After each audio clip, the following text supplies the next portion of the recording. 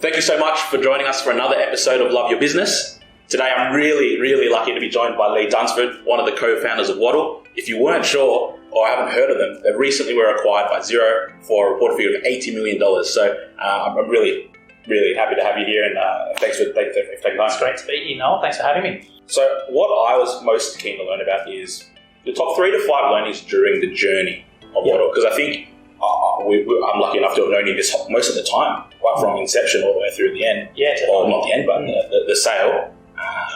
And the business is growing through different iterations. So tell me, let's start at the beginning. Yeah, okay. Tell me about a learning or a story from that time. What comes to mind straight away, and someone said this to me the other day, is that the sign of a good entrepreneur is their ability to suffer.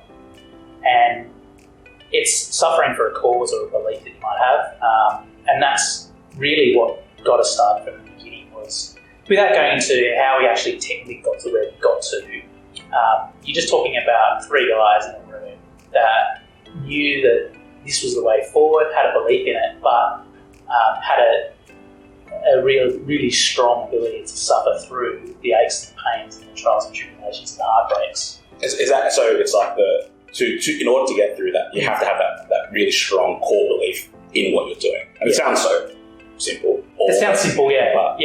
But I think a lot of businesses would kind of just be going through the day-to-day, right? And going through the motions. And sometimes they might just focus on why we're here or like the core value, what they're trying to do, or the purpose, perhaps. Yeah, the purpose. Yeah. Team trumps everything. Yeah. Right? And we're talking culture here. Yeah, culture. The cohesiveness of that original team that you put together, or whether it's your friends, people from outside, it doesn't really matter. You'll get to know them pretty quickly, and whether or not you think that this marriage is going to work over the next 6 or 7 years. Yeah. But the core belief around that, around what you're actually doing, is what binds you through thick and thin. So no matter how much you fight with somebody, no matter how annoyed you get, you never walk away. Is that like us? Well, pretty much, yeah. I mean, you just had to pull me off you just before, just trying to take you down. But look, basically, that's what really bound us at the start and kept us going through every up and down. Is that those 3 founders together, which are some of the smartest guys I've ever worked with. I mean, Simon and Nathan. Technically, those guys are the smartest guys I've ever worked with. Yeah. And I hope I get to work with them again in the future or someone similar. I've been in the room with all 3 of you, and I can attest to that vibe. And I hate using this word, but like the synergy. The synergy is there. It's there. Like it's quite. I wouldn't say that we're in sync. I think you guys are. Yeah, we don't have dancing like that. I mean, we don't. There's all these fancy terms which get thrown around, but it really is just that passion, the real passion. Like, there's this moment in time when you are thinking about an idea, you think it might work, you're not sure, and then you start to, I can't explain it, but there's this feeling I get when it just figure out that it's going to work, and then you go from wanting to believe it to actually believing it. And when you move from that, you're thinking in your head, oh, I believe it, to it's just a belief, that's when things just will change for you completely. Wanting something to happen so badly and it not being a true belief is, don't get me wrong, there's probably a lot of businesses out there successful that work like that, but for us personally, the strong belief around, that pink duck that we created was... I love that brand. It's huge. Yeah, that was good. That was great. Yeah. So what about for business owners and some of their team that are considering like that, moving towards that exit stage, and preparing for that? Do you have any sort of advice or learning? Preparing for an exit of a company? Yeah.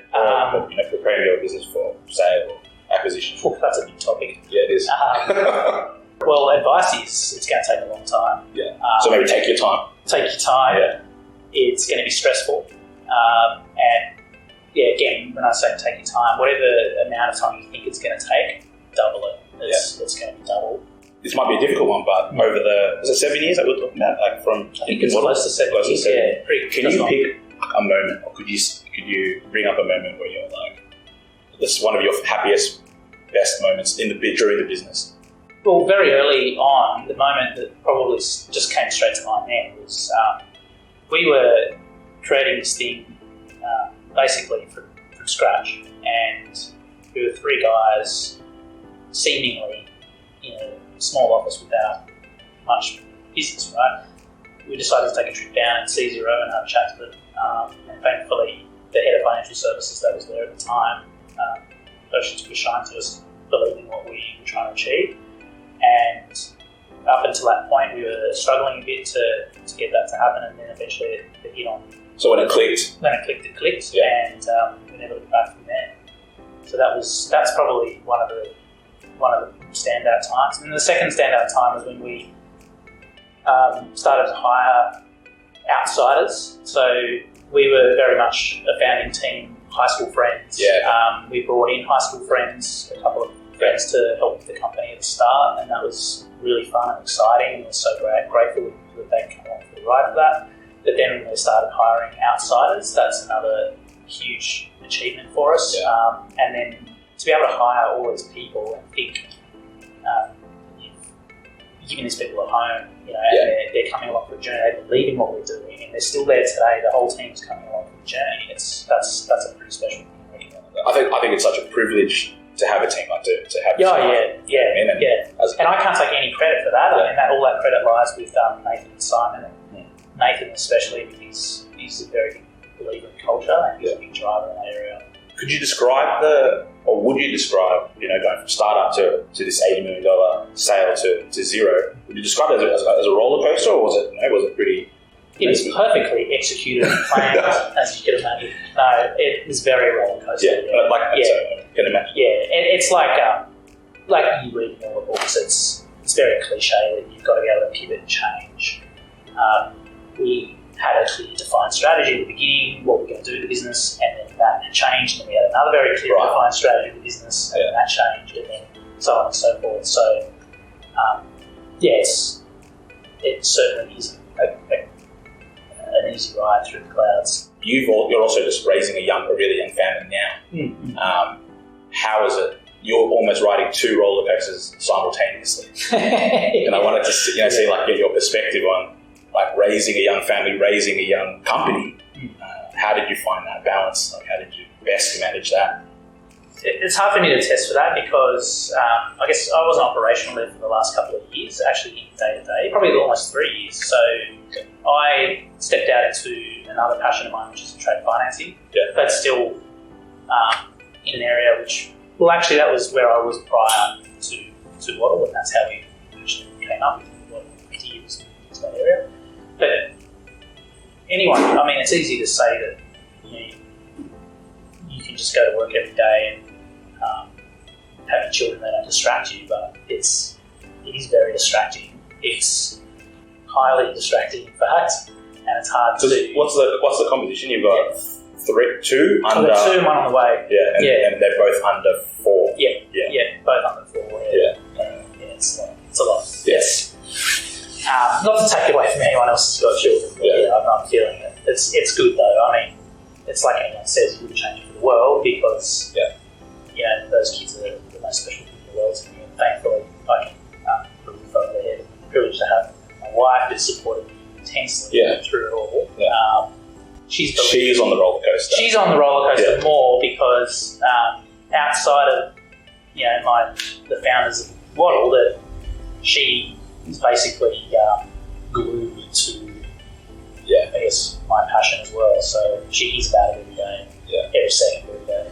It's really like they're part of the team, really. Yeah, they're part of the team. If you don't have a wife that's supportive, then you're going to find it very difficult to grow a startup, especially from the start. I mean, you've got to really have someone that's going to let you go off and follow your passion rather than those tie downs. But it's not to say they can't be done by anyone who's in certain circumstances. The most important thing in building a startup is to just, it doesn't matter whether you think you know how to do it or you don't know how to do it. It's just keep moving forward. You just got to keep pushing forward, because I found in all my learnings and just basically my whole attitude toward everything is, and it's like the next thing I'm going into is, I believe so much in the concept of it that I I know that I don't know everything. There's no way I know everything. I don't even know how to get to A, B, C, or D, but I know if I push hard enough, I will figure it out, and that's the most important thing. So, how important was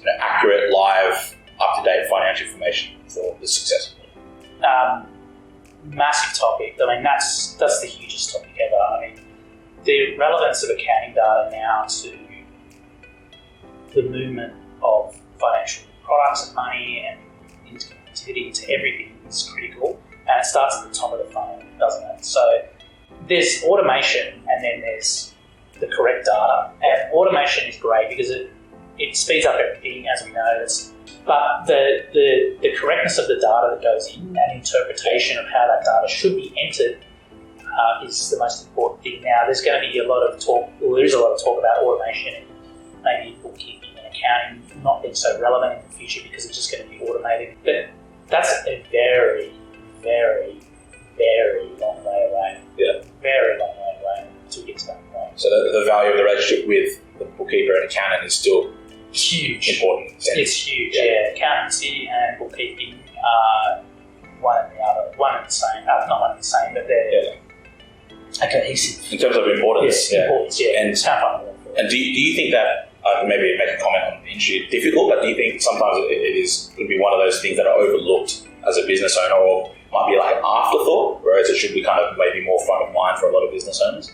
Business owners only figure that out once they've tried to do the books themselves, and it's handed to the accountant, and then they try to do the work, and then they figure out it's not accounted for correctly, even though you've had automatic matching of transactions, but they're not allocated correctly to the right accounts or whatever. Then it becomes a expensive reversal strategy. You end up spending more money, more stress, more time, like everything. You're not working on what you should be working on. You're working on accounting stuff. So it does get overlooked. But usually in small business, when I say small business, I mean anyone turning over up to $1 million, usually they miss that fact. They miss the fact that they can do it. They believe they can do everything themselves. And that's something I know that very well. I'm a jack of all trades and an absolute master of none. So I need to bring people in very quickly to do things around me, and that could be anything from accounting to, I try to do software development stuff, but I end up crushing. Well, that's your weakness, I think. So, right? Yeah.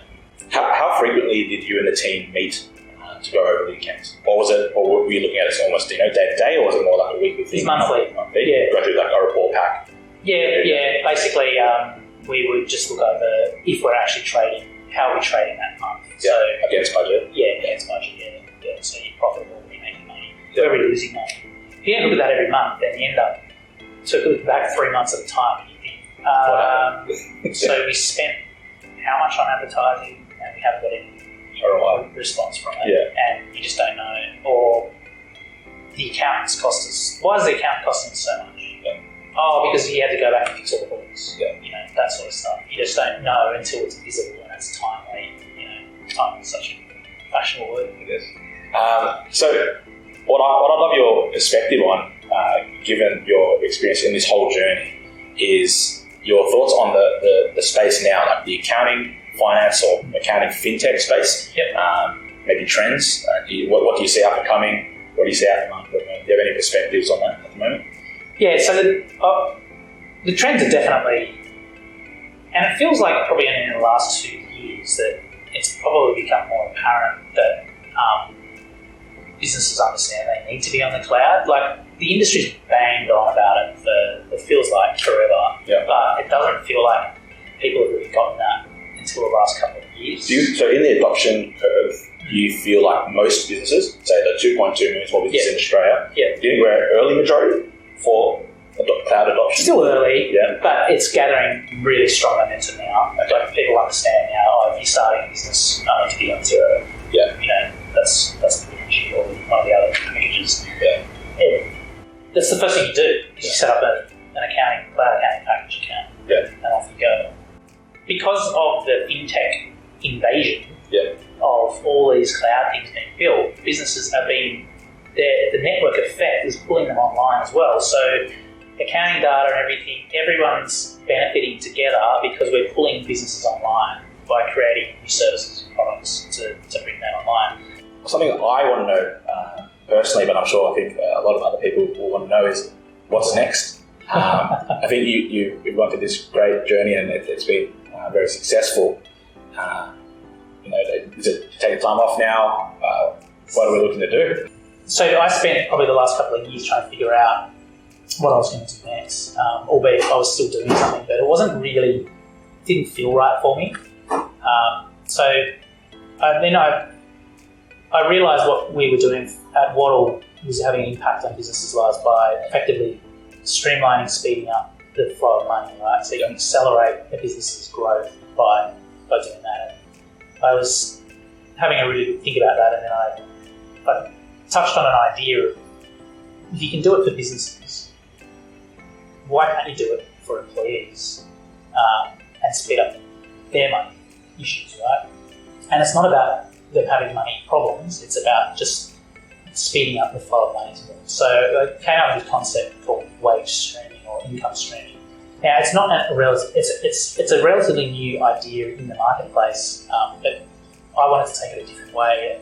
Streaming wages, I think, is going to have a real personal, deep connection to people.